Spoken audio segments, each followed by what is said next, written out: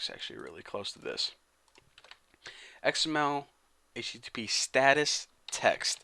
Now this is a property of basically, it's basically going to give you a status message if something went wrong. So that's all you need to remember. Hopefully we won't see that anyways.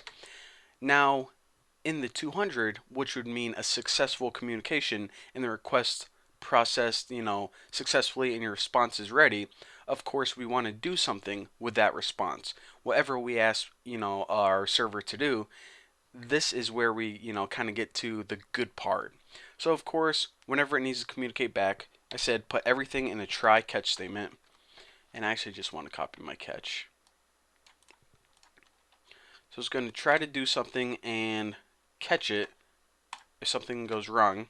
But this try block, what do we want to do first? Well, the first thing we want to do is, since we were requesting this text file, let's actually get the text of this as a string.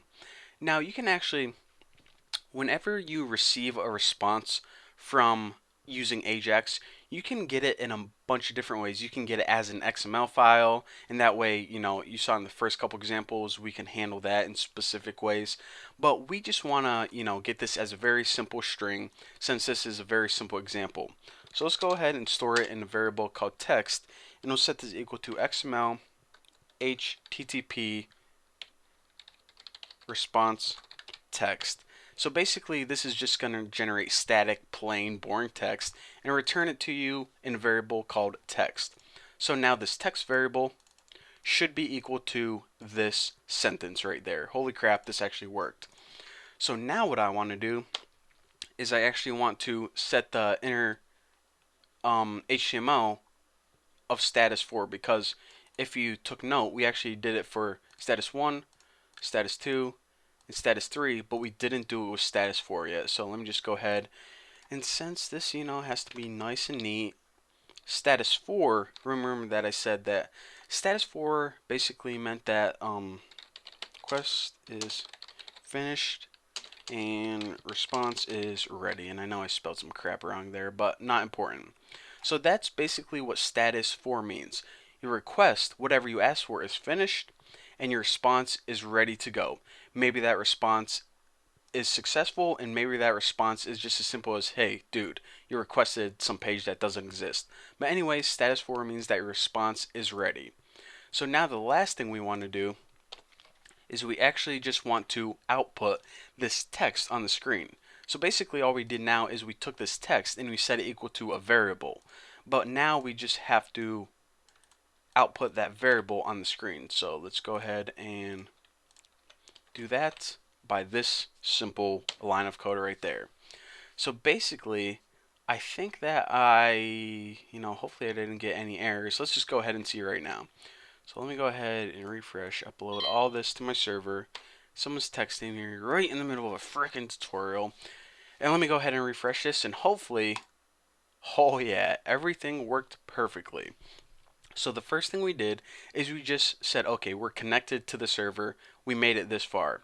And then once we were connected, we sent the request through AJAX. And the request was basically, hey, send us a text file. And once we got the text from it, it appeared on the screen, just like I showed you guys.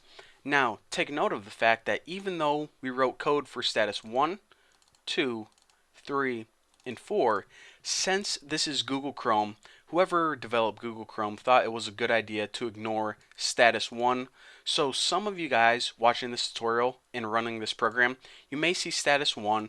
Some of you guys may not see like status 3 or something. But as long as you get this last part, holy crap, this actually worked, or holy carp, this actually worked, then your program works, even if it isn't the exact same. So there you have it. Now hopefully you understand the little intricacies and why we build an AJAX program and why states are so important. So we are finally done, and guys, probably this is where I'm going to be going with this tutorial series.